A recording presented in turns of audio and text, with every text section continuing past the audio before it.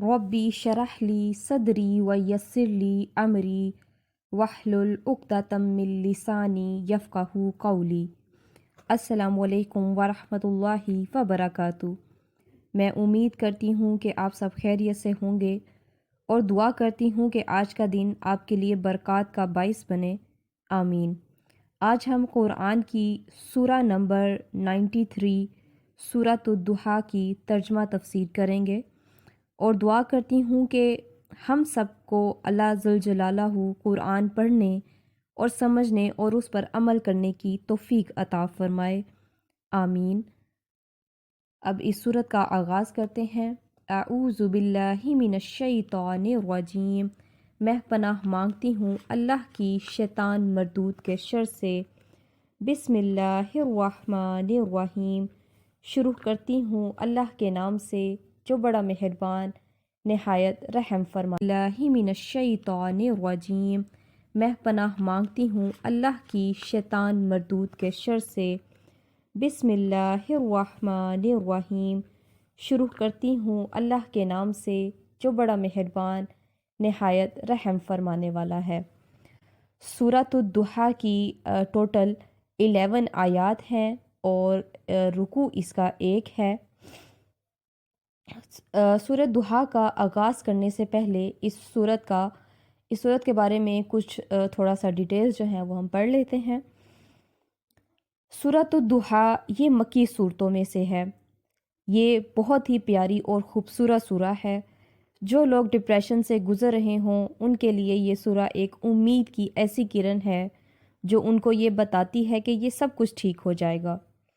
Early time है जहाँ पर एक वक्त ऐसा आया जब नबी करीम सल्लल्लाहु अलैहि वसल्लम पर वही आने का सिलसिला रुक गया।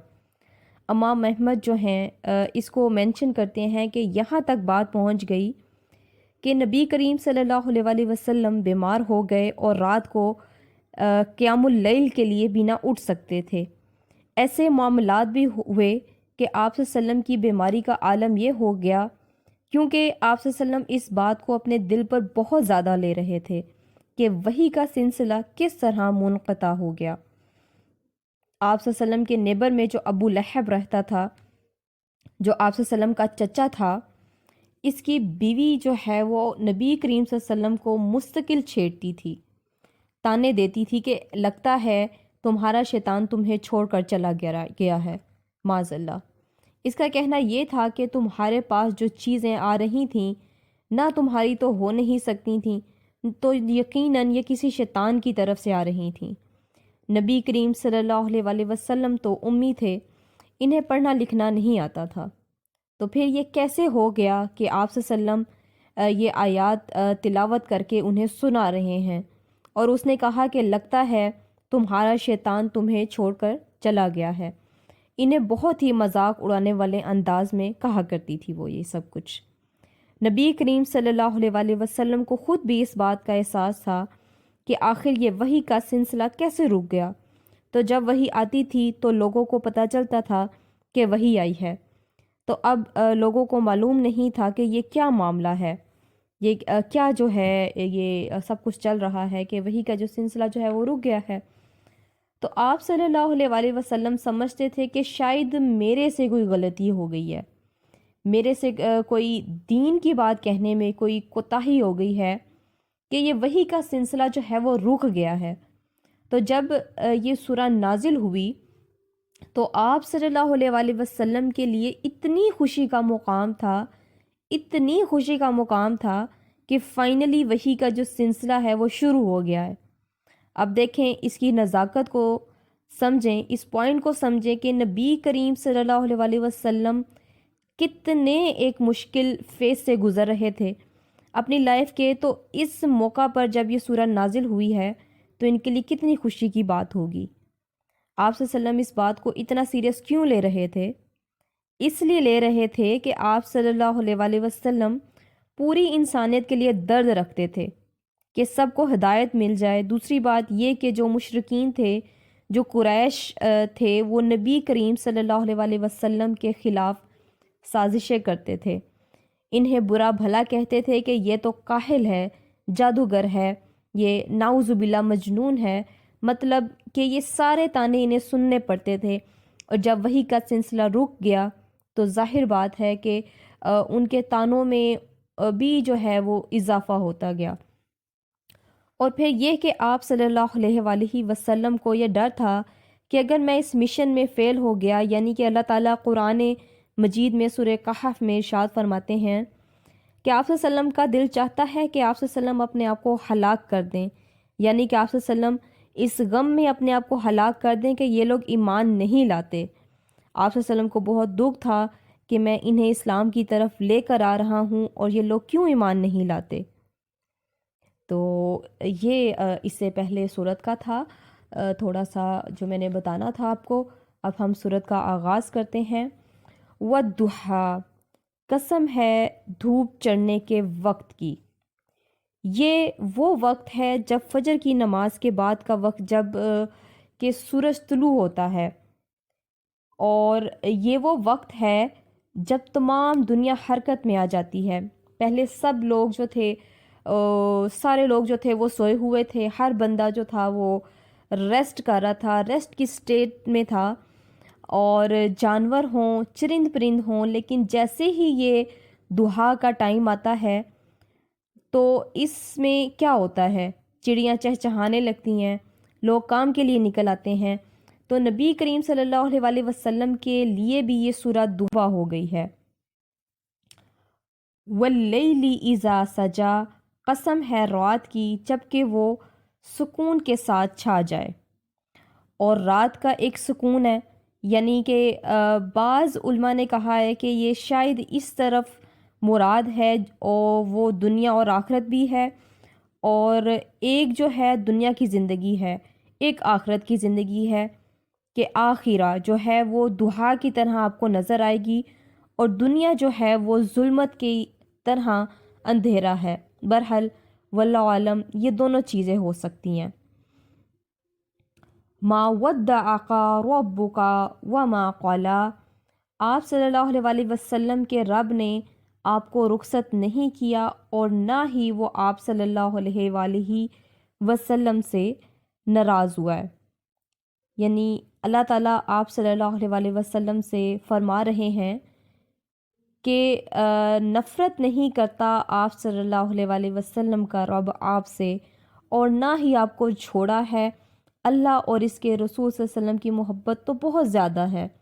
اللہ اور نبی کریم صلی اللہ علیہ وسلم کی محبت اتنی زیادہ ہے کہ اللہ فرماتا ہے کہ جو میرے یعنی ابھی آپ کے ساتھ سپورٹرز نہیں ہیں، لیکن آگے جا کے ہوں گے، آپ کی آخرت دنیا سے بہت بہتر ہے۔ جیسے کہ سورہ نبا میں بھی فرمایا کہ جس کو اجازت ہوگی وہی بات کرے گا۔ تو آپ صلی اللہ علیہ وآلہ وسلم کو اللہ تعالیٰ تسلی دے رہے ہیں کہ اللہ تعالیٰ نے آپ کو جو ہے وہ چھوڑا نہیں ہے، اور نہ ہی اللہ جو ہے آپ سے ناراض ہوا ہے۔ وَلَلْآخِرَةُ خَيْرٌ لَكَ مِنَ الْأُولَىٰ، اور جو آخرت ہے یقیناً بعد کا وقت آپ کے لیے بہتر ہوگا پہلے سے، یعنی آخرت جو ہے وہ زیادہ بہتر ہے اس دنیا سے۔ دنیا تو فانی ہے، یہ ایک دن ختم ہو جانی ہے، جو آخرت کا جو آپ کے لیے جو گھر ہے وہ آپ کے لیے زیادہ بہتر ہے۔ وَلَسَوْفَ يُؤْتِكَ رَبُّكَ فَتَرْضَىٰ، اور ان قریب آپ صلی اللہ علیہ وآلہ وسلم کا رب آپ صلی اللہ علیہ وسلم کو اتنا کچھ عطا فرمائے گا کہ آپ صلی اللہ علیہ وسلم راضی ہو جائیں گے۔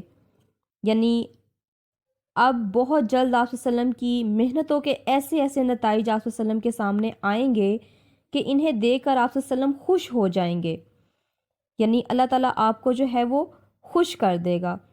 اچھا، اب اگلی آیت میں اللہ تعالیٰ فرما رہے ہیں علم یجد کا یتیمن فآوا، کیا اس نے نہیں پایا آپ کو یتیم پھر پناہ دی۔ اب یہاں پر جو ہے اللہ تعالیٰ جو ہے وہ آپ صلی اللہ علیہ وسلم کو جیسے ایک لاڈ میں کر رہے ہوتے ہیں، آپ صلی اللہ علیہ وسلم کو بتا رہے ہوتے ہیں کہ فلاں وقت میں آپ مشکل میں تھے، کیا میں نے آپ کو نہیں نکالا؟ فلاں وقت میں آپ ایسے تھے، کیا میں نے آپ کی مدد نہیں کی؟ یعنی آپ صلی اللہ علیہ وسلم سے ایک محبت سے بات کر رہے ہیں کہ علم یجد کا یتیمن فآوا، کیا میں نے آپ کو یتیم پایا اور آپ کو پناہ نہیں دی؟ کہ اللہ جو ہے یتیمی میں آپ کا خیال رکھ سکتا ہے، تو اس وقت میں خیال نہیں رکھے گا؟ یعنی ایک محبت کا لیول دیکھیں کہ اللہ تعالیٰ جو ہے کہ آپ صلی اللہ علیہ وسلم کو یقین دلا رہے ہیں کہ میں نے آپ کو نہیں چھوڑا ہے. وَوَجَدَكَ ضَالًّا فَهَدَىٰ، اور آپ صلی اللہ علیہ وسلم کو تلاش حقیقت میں سرگردہ پایا تو ہدایت دی. یعنی کہ اور آپ صلی اللہ علیہ وسلم کو تلاش حقیقت میں سرگردہ پایا تو ہدایت دی. جب آپ صلی اللہ علیہ وسلم شعور کی پختگی کی عمر کو پہنچے اور آپ صلی اللہ علیہ وسلم نے کائنات کے حقائق کے بارے میں غور و فکر کرنا شروع کیا تو اللہ تعالیٰ نے وحی کے ذریعے آپ صلی اللہ علیہ وسلم کو رہنمائی فراہم کی. وَوَجَدَكَ عَائِلًا فَأَغْنَىٰ، اور اس نے آپ صلی اللہ علیہ وسلم کو تنگ دست پایا تو غنی کر دیا. تو جب آپ صلی اللہ علیہ وسلم کی شادی حضرت سیدہ خدیجہ رضی اللہ تعالی عنہا سے ہوئی تو بہت ساری آپ صلی اللہ علیہ وسلم کی فائنینشنل چیزیں تھیں، وہ سیدہ خدیجہ رضی اللہ تعالی عنہا کے ذریعے جو تھی وہ پوری ہو گئی، کیونکہ وہ ایک بزنس وومن تھیں. انہوں نے اللہ کی راہ میں یعنی بہت زیادہ وہ خرچ کیا کرتی تھیں. انہوں نے دین اسلام کی بہت خدمت کی. آپ صلی اللہ علیہ وسلم کی فکر بھوک اور پیاس نہیں تھی، بلکہ آپ صلی اللہ علیہ وسلم کی فکر اللہ تعالیٰ کا دین تھا. یعنی آپ صلی اللہ علیہ وسلم کا جو فکر تھا وہ اللہ تعالیٰ کا دین بن گیا تھا.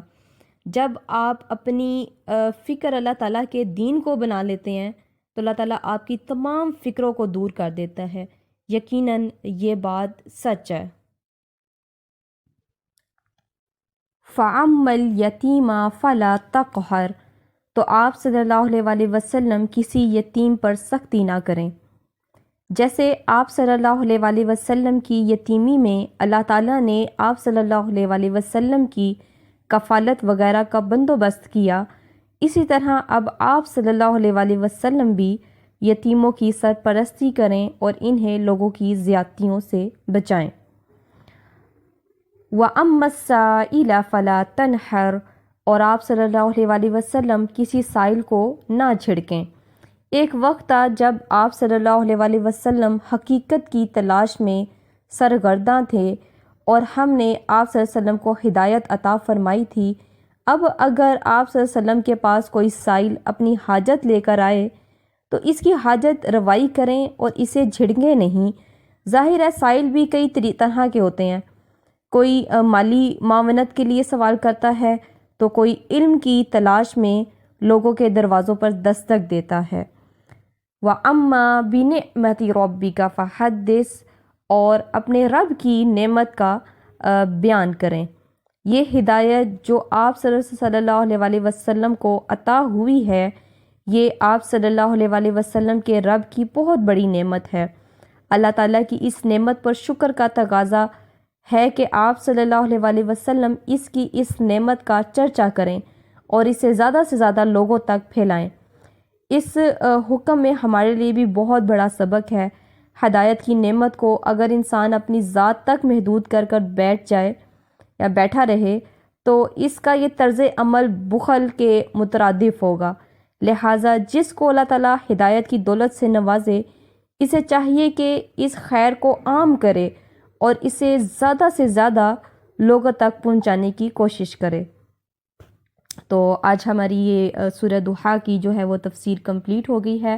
اللہ تعالیٰ سے دعا ہے کہ اللہ تعالیٰ کہ ہم نے جتنی تفسیر پڑھی ہے سورہ ضحیٰ کی، اللہ تعالیٰ اس پر سمجھنے کی، عمل کرنے کی توفیق عطا فرمائے اور زیادہ سے زیادہ ہمیں قرآن کا علم حاصل کرنے کی توفیق عطا فرمائے اور ہمارا جو ہے وہ خاتمہ جو ہے ایمان پر کرے اور ہمارے لیے اللہ تعالیٰ آسانیاں پیدا کرے دین کے معاملے میں، دین آگے پہنچانے کے معاملے میں اللہ تعالیٰ ہمارے لیے آسانیاں پیدا کرے.